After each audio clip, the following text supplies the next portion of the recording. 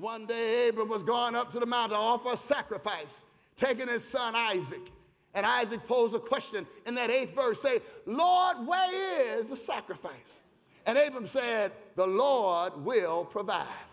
So he gets down to the point of sacrifice, and Abram, you know the story, literally lifts up his son to sacrifice him. Understand, this was more than a normal sacrifice.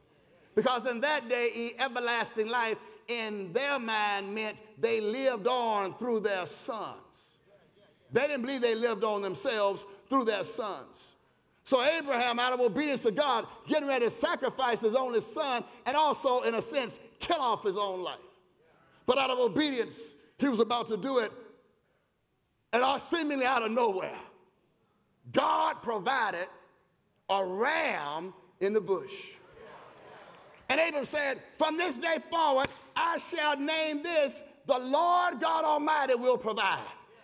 Jehovah Jireh, the Lord is my provider. I wrap up this first point by telling you this. Has it ever been a time in your life when you thought you were down to your last dime and past your last dime? You thought you were about to lose whatever last mind you had.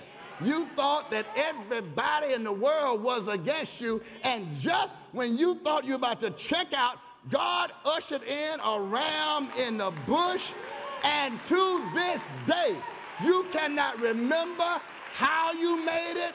You can't remember the dynamics that caused you to make it.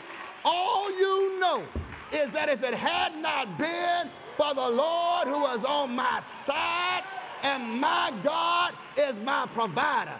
Give somebody a high five. Say, my God is my provider. The Lord God Almighty is my provider. In times like these, get that deeply into your DNA. It's not your boss. It's not your supervisor. It's not your client list. It's not your acumen. It's not your insight. It's the Lord who's your provider.